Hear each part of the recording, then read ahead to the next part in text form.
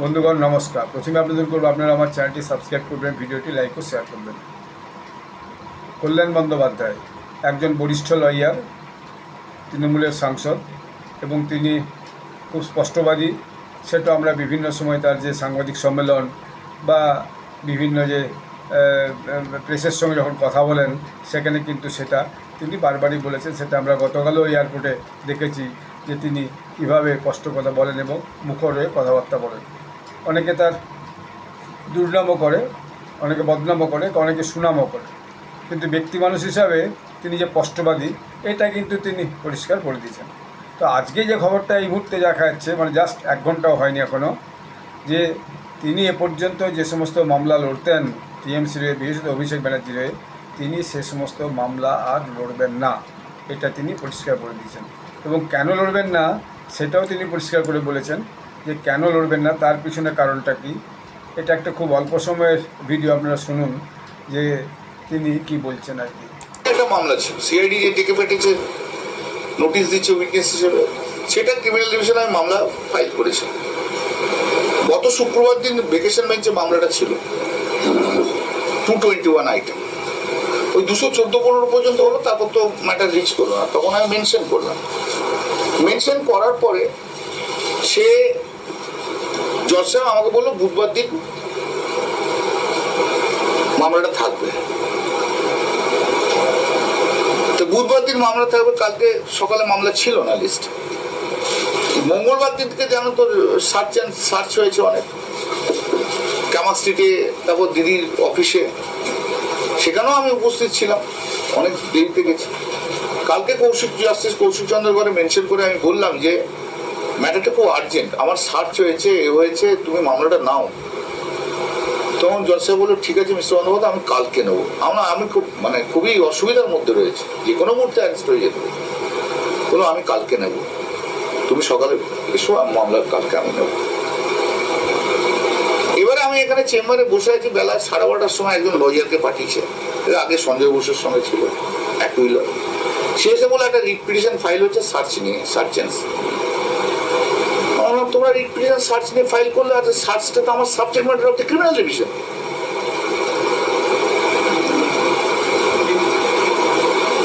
তো আগে search illegal কি লিগাল তার ভিত্তিতে তো জজ ওখানে অর্ডার দেবে, সেটা সাবজেক্ট ম্যাটার হয়ে গেল। আমার তো আমি ওখানে অ্যাফিডেভিট করছি, তো তোমরা একবার কেউ আমাকে জানালে না রিট পিটিশন ফাইল করেছো? না, উপর থেকে ইনস্ট্রাকশন এসছে, কিশোর দত্ত করছে, করুক কিশোর, তাহলে কোনো অসুবিধা নেই আমার। কিন্তু তোমরা আমাকে দেওয়ার মামলা করো, কারণ তোমাদের যখন ডিফারেন্ট ওপিনিয়ন, ডিফারেন্ট লোকের রয়েছে, তাহলে আমাকে করার দরকার নেই। আমাকে ডাস্টবিন দাঁড়াও না, বলতে দেবে না, তুমি বলে যাও, প্রশ্ন করলে তুমি করো, আমি আর কিছু বলছি না। আমাকে ডাস্টবিন হিসেবে ট্রিট করো না, আমাকে বলে দাও ঘন্টাখানেকের মধ্যে আমি করবো কি করবো, কিছু জানাইনি। আমি সন্ধ্যেবেলায় কালকে পড়ে আবার রেডি হলাম, মামলা করতে কিছু যখন জানাই। রাত্রি 12:30টার সময় আমার ছেলেকে টেক্সট করে বলেছে যে আমার থাকার দরকার নেই, অয়ন ভরসেস থাকবে। তো আমি মামলা ছেড়ে দিয়েছি, এত জুনিয়র ছেলেরা থাকবে, আর আমি 45 ইয়ার্স প্র্যাকটিস, একটা সিনিয়র লয়ারের সঙ্গে কিভাবে কথা বলতে হয়, কিভাবে তা শুনতে হয়, তা তো বললো সেটা কিছু জানে না। এত অ্যারোগ্যান্সের কি আছে? শিক্ষা দেয় না, সময় থেকে শিক্ষা পেল না। আমি তো ক্যামাক স্ট্রিটের এমপ্লয়ি নই। আজকে বুঝতে হবে যে ওর জন্য দলটার সর্বনাশ হয়েছে, সেটা যদি না বোঝে তাহলে আর কিছু করার নেই। ওর অ্যাটিটিউড, ওর অ্যারোগেন্স, আমি হচ্ছে পশ্চিমবাংলার নাম্বার 1 শর্ট পলিটিশিয়ান, আমি বলে দিলাম।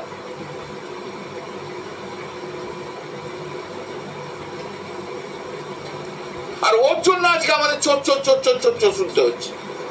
লাইফ ইজ আন্ডার থ্রেট, যেখানে যাচ্ছে সেখানে কেউ না কেউ ইয়ে করছে। পরশুদিনে এয়ারপোর্টে চোর করে দৌড়ে এসছে। দিদি অভিষেককে নিয়ে চলো, আমাকে দরকার নেই। আর অভিষেককে বাদ দিয়ে দিদি চলে, যদি আমি দিদির পাশে আছি। তো বিষয়টা হচ্ছে, তার মানে আরেকটা ছাতাও টিএমসির মাথা থেকে সরে গেল।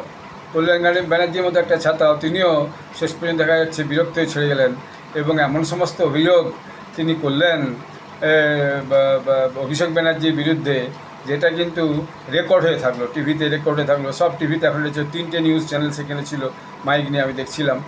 তো এই তো হচ্ছে অবস্থা। গতকাল সন্ধ্যায় দেখলাম বর্ষিয়ান নেতা সৌগত রায় দমদমের, তিনিও যে এই আপনার রিপাবলিক চ্যানেল ইংরেজিতে, সেখানে বললেন যে আমাদের কোনো কথা শোনা হয়নি, মানে ওই বিধানসভা ভোটে কাকে প্রার্থী করা হবে সেই নিয়ে কোনো কথা শোনা হয়নি এবং একটা অন্য রকমের ব্যবহার করা হয়।